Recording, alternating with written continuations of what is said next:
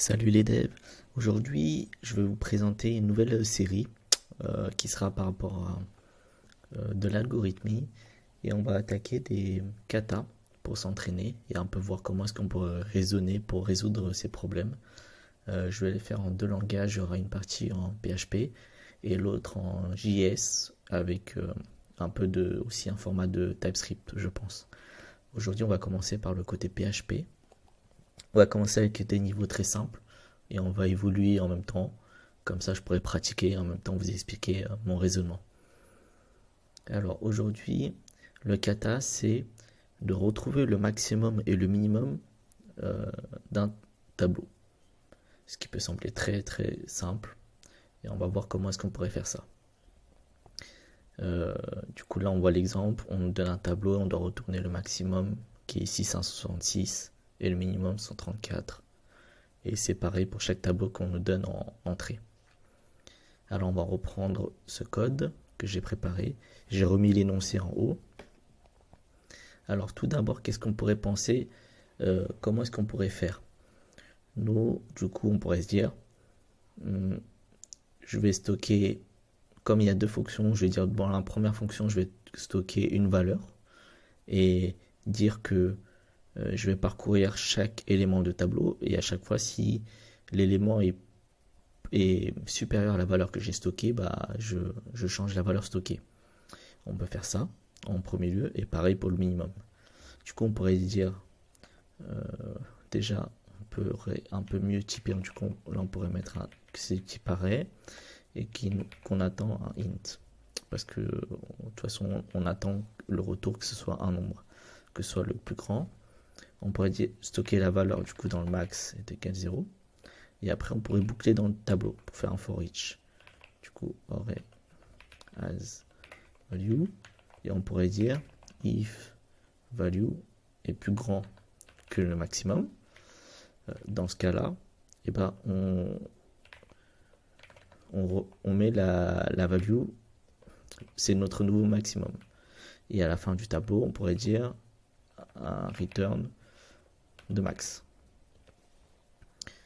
Hop. Et dans ce cas-là, on pourrait faire à peu près la même logique pour le minimum. Du coup, là, ça serait plus... C'est toujours un arrêt qui va nous donner un int. Du coup, là, ce sera plus le max, mais c'est le min.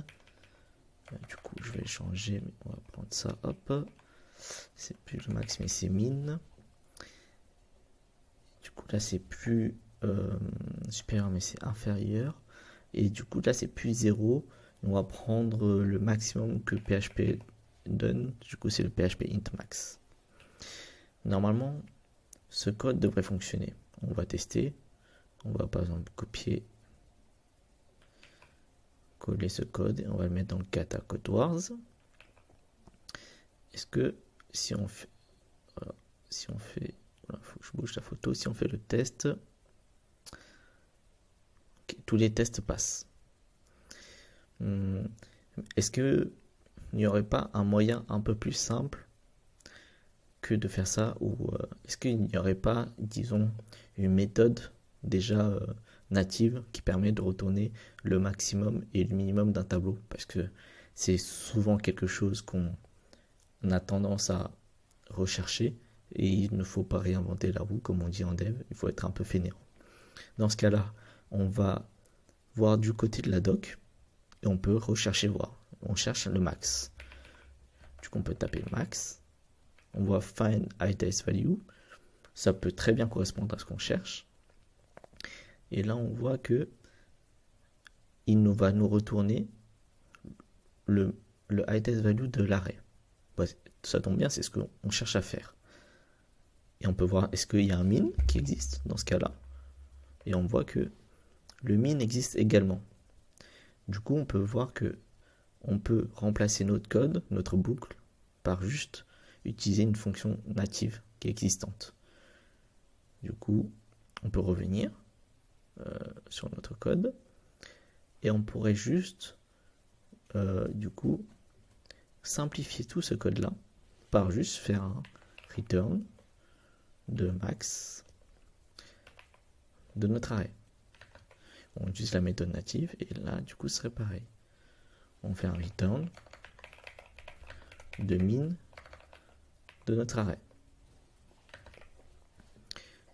Pour essayer, on va recopier ce code et on va voir s'il marche. Alors, on voit que tous les tests passent. On peut réessayer pour essayer d'autres edge cases. On voit que toutes les tests passent et on peut submit. Voilà. Du coup, on a solutionné notre premier CodeWars très simple et au moins ça a permis de voir un peu la logique. La première logique, du coup, ça a été comment nous, un humain, en tant qu'humain, on ferait pour résoudre ce problème.